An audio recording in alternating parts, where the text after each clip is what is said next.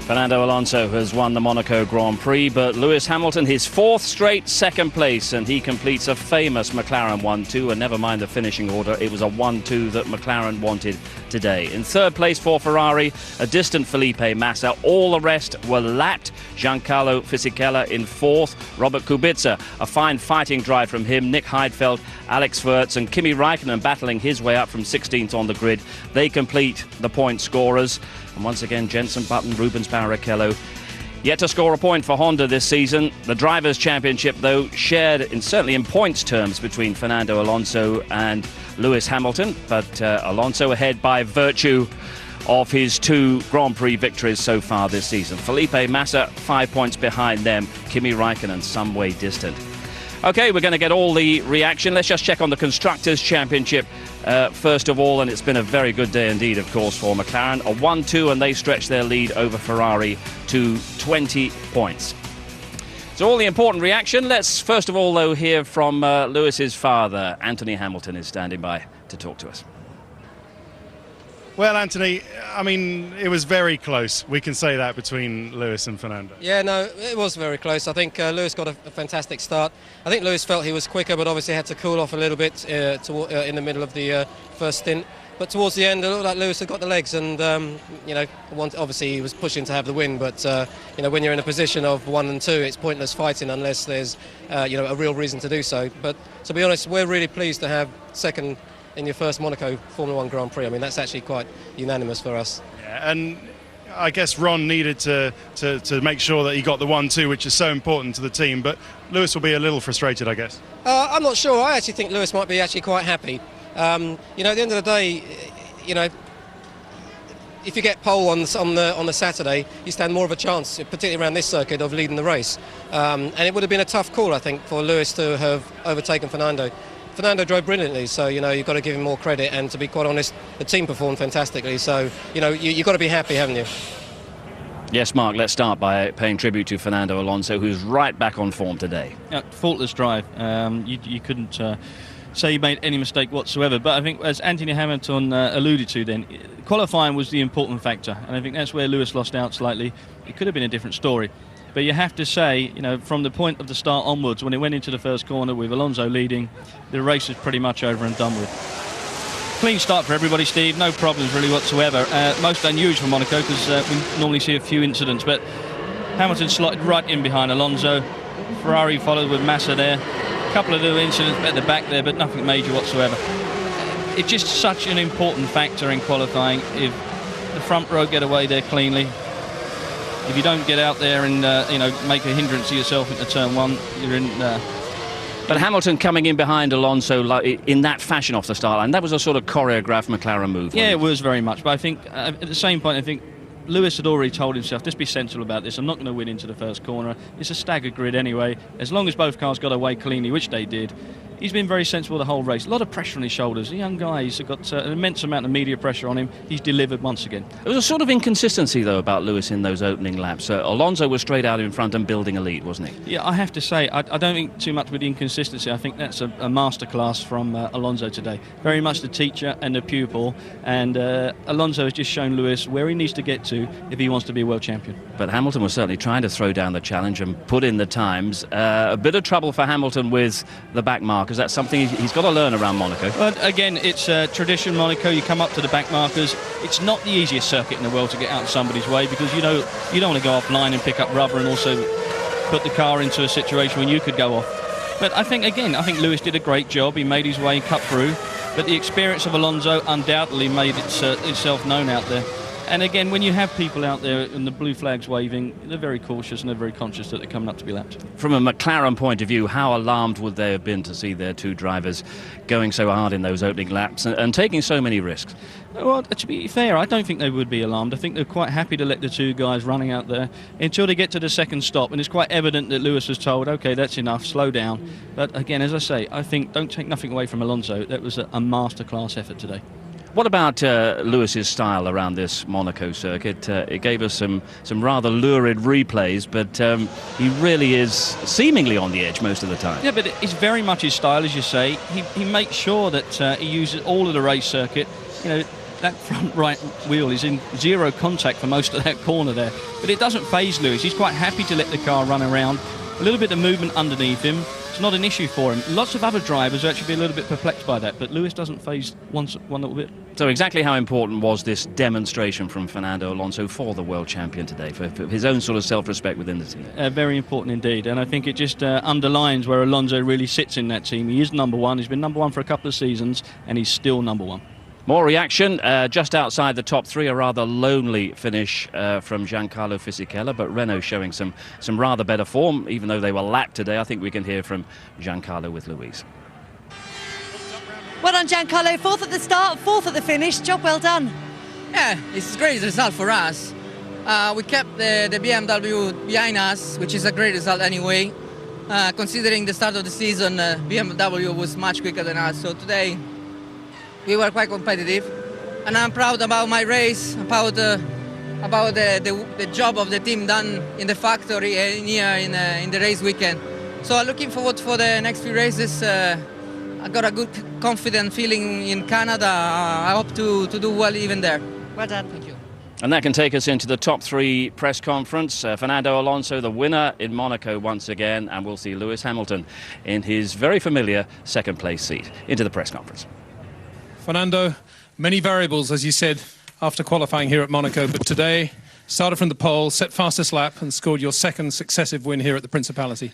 Yeah, has been a fantastic weekend, no doubts, and to score this hat-trick, pole, fastest lap and race win is something very special, and even more here in Monaco. So I enjoy so much today's race with a perfect car all through the race, and it was so good to drive such a nice car for 78 laps and win at the end.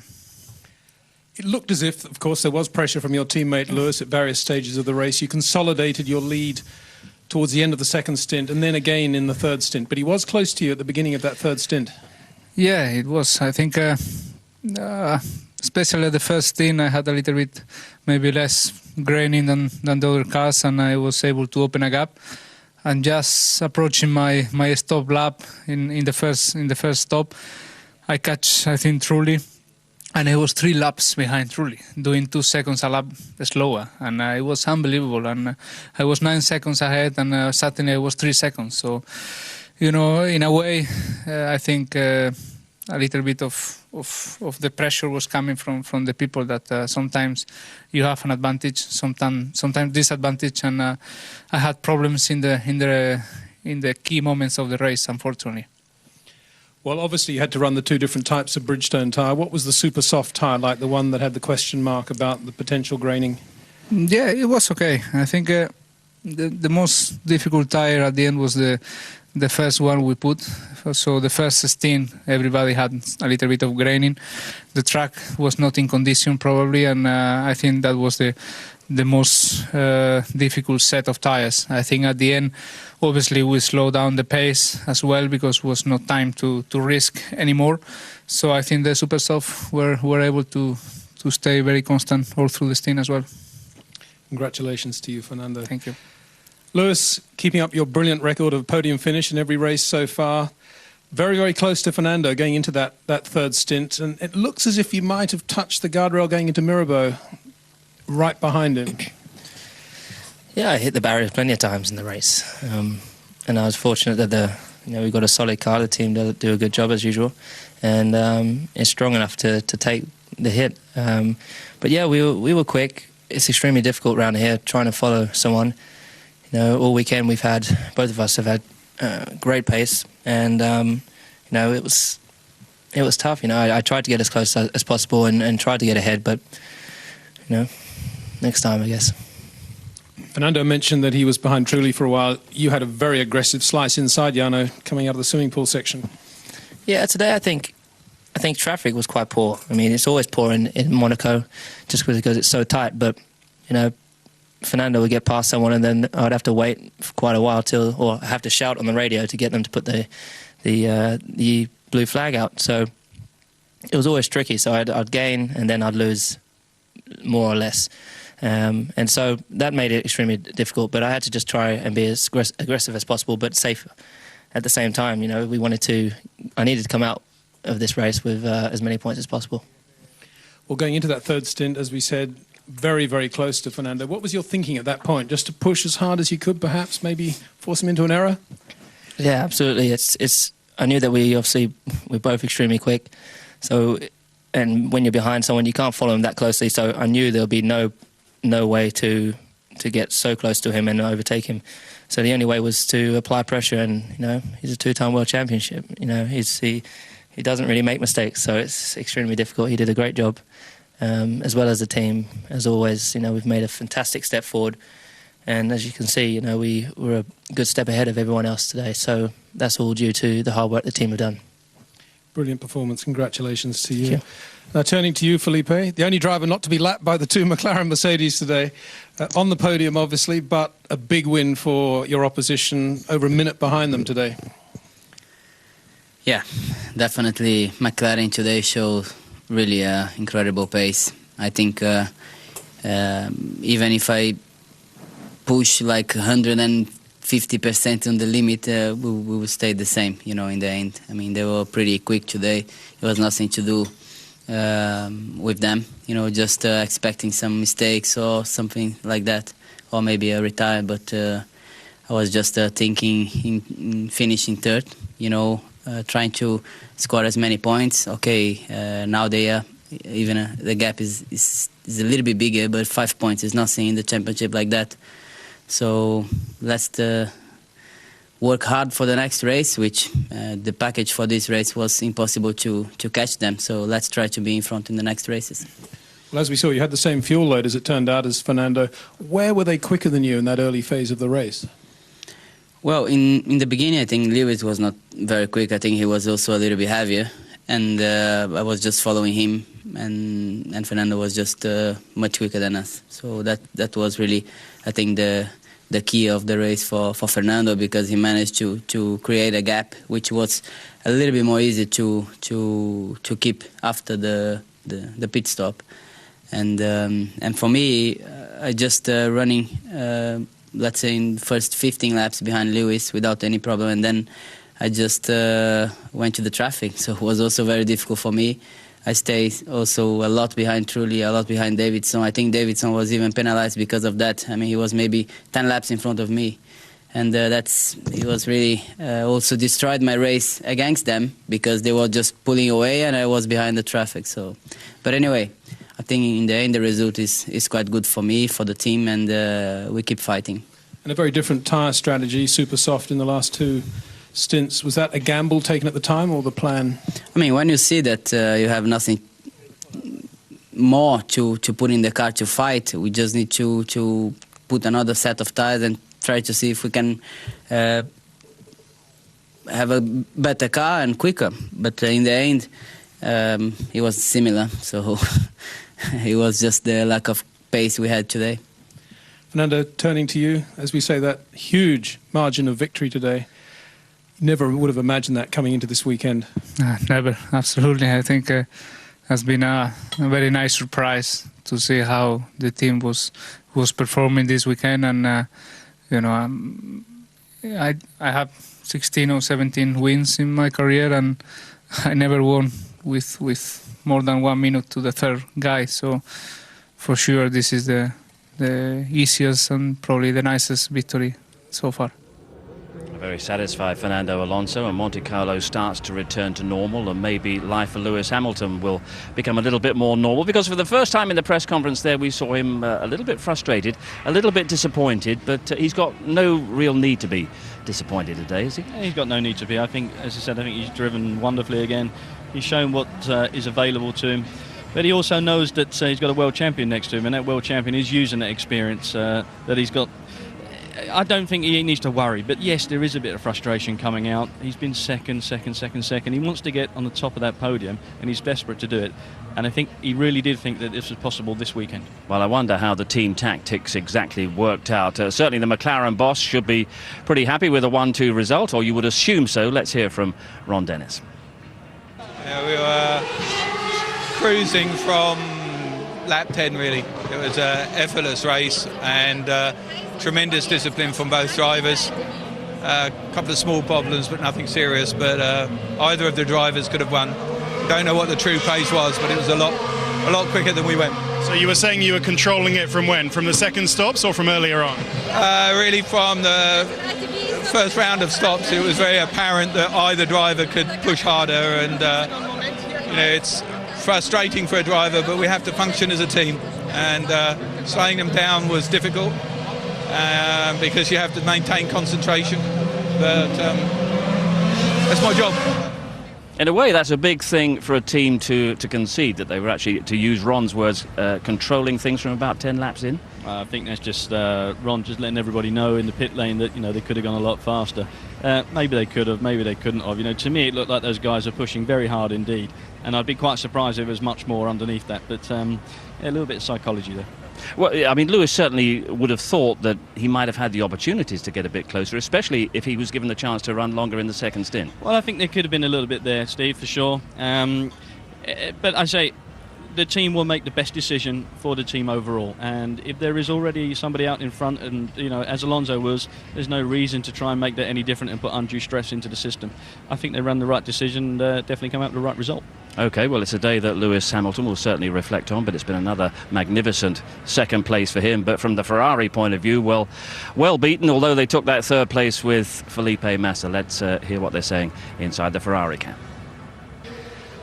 Well, frustrating race for Ferrari, Stefano. Just tell me why the car didn't have the pace of the McLaren this weekend. Well, first of all, we know Monte Carlo is a very particular and peculiar race. We don't have to forget that. We know that it's very important qualifying. And if you have to consider the two races of Felipe and of Kimi, I mean, Felipe had a big traffic in the first part of the second stint was the crucial one. We tried to have the soft straight away on the second one, and it was in the middle of traffic. 5 laps behind Davidson. We lost 2 seconds per lap, so it was finished at that stage. For Kimi, he was there, and I have to say we were quite unlucky because with the high field that came out in front of me with one stop strategy, then the race was almost finished. So at least we took 1 point, and I mean, still long, eh? Yeah, I know. Is this just a blip? You're saying you'll be back in Canada and the US? Of course, absolutely. No doubt on that. I mean, I think that Felipe is behind 5 points, so long season. Thanks, Stefano. Well, more reaction still to come, including that of David Coulthard, who, of course, was a podium finisher here at Monaco just a year ago, but came in 14th today. That's all coming up, along with another chance in our ITV F1 competition, the opportunity to win VIP tickets for the British Grand Prix at Silverstone. All that in a couple of minutes' time. And here at Monte Carlo, Fernando Alonso has won his second successive Monaco Grand Prix, but Britain's Lewis Hamilton has taken his 4th successive second place. A McLaren won too, but let's check on the fortunes of some of the other British drivers. Jenson Button once again outside the points. David Coulthard came in 14th after his podium finish here just a year ago, and we can hear from David Coulthard right now. David, a long, hard day out there, was it?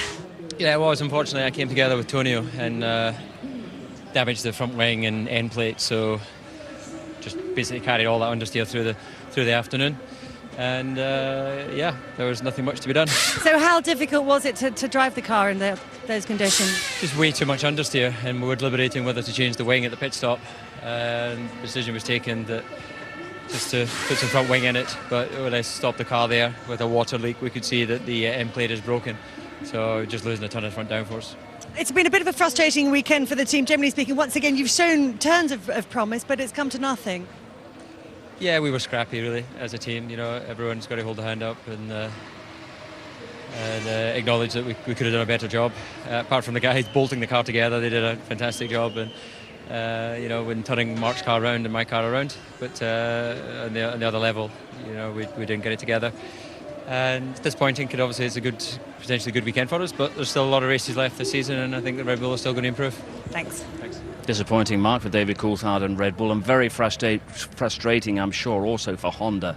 Still struggling for that first point, Jenson Button and Rubens Barrichello out of the points. Yeah, definitely, but I think there is progress being made there, Steve, and you can see that they were actually in the top 10 again in terms of qualifying, and they managed to finish up a little bit further up the order. But they've got a long way to go. As of Red Bull, although we've seen a little bit of inspirational stuff previous race with Red Bull, there's still a big chunk, and you can see people like Ferrari and McLaren especially, they're going further and further ahead. Super Aguri scored their first point in Barcelona 2 weeks ago. I know that Anthony Davidson was desperate to try to add to that. He just needed the luck. He didn't get any in this Monaco Grand Prix. Here's Anthony. Well, Anthony, we saw that there was this hole in your nose cone. Did it feel all sort of windy around your feet then? It was a nice cool breeze coming in, yeah, for a minute. No, it happened at the start. I did it on Kovalainen, and it's just people being a bit timid, rightly so, going into turn one. And yeah, I got quite a poor start. Not a really bad one, but it allowed Scott Speed to draw alongside me, and I just knew I had to barrel into turn one. And I tried to have a go at Heikki. He closed the door, and then, you know, with cold brakes, he got nowhere to go, and so I just gave him a little love tap on the back, and yeah, put a hole in my nose cone, but it doesn't affect the cars much down here. Good luck with that. And finally, Mark, Monaco does strange things, but it's been an absolutely dominant weekend for McLaren. Does that tell us things about the season to come and the races to come over the next few weeks? Actually, I don't think it does. I think, you know, we've seen the picture being painted with Ferrari and McLaren being the stronger teams. But Ferrari a little bit disadvantaged here because they've got a long wheelbase car. It's not the best package to have around a street circuit like this. I think, as Stefano Domenicali said, the team manager Ferrari, when they go to Montreal and then the Indianapolis Grand Prix, be a lot more suitable to their package. So I think we've really still got a big fight on our hands with McLaren and Ferrari. What about when Lewis goes to Montreal? Because Fernando has never produced his best round there. Well, we're coming up to a couple of week races, a couple of week tracks for Fernando Alonso, Montreal and Indianapolis. Maybe that's the time that we might see Hamilton make a break with it, but I still feel that there's a little bit of a learning curve going on, and I still feel that Ron Dennis and McLaren are just keeping him, you know, learn steadily. Let's not go out there and have a big result too soon for him. But we certainly saw all Fernando Alonso's World Championship class here today. Mark, thanks very much indeed. And that's the Monaco Grand Prix. We've still got highlights to come, of course, later this evening. Let's just remind you that it's 11 o'clock tonight. ITV1 repeated tomorrow evening on ITV4, the full story of the Monaco Grand Prix. And the motorsport that's coming up on ITV4, well, the Monaco GP2 race, round 3 of the championship, that's next Saturday at 6. Highlights of the Isle of Man TT, that's next Saturday evening. And the next live action from the British Touring Car Championship, that will come from Croft next Sunday afternoon, and it's all on ITV4. And of course, back to Formula One in 2 weeks' time, the Canadian Grand Prix from Montreal, with on the Saturday a special programme on Lewis Hamilton's astonishing season so far. That's at 4:30 in the afternoon, and it'll be followed live on ITV4 by qualifying from Montreal, and that's repeated, highlights repeated later in the evening on ITV1. And it's ITV1 for live race coverage of the Canadian Grand Prix, the very civilised time of 5 o'clock on the Sunday evening, with highlights to come later. But here in Monaco, Lewis Hamilton's dream start to his Formula One career has certainly continued. We've seen all his marvellous talents on show this weekend, but more than anything else, we've seen the World Championship class of the magnificent Fernando Alonso. He's our winner of the Monaco Grand Prix. From us all here, it's goodbye.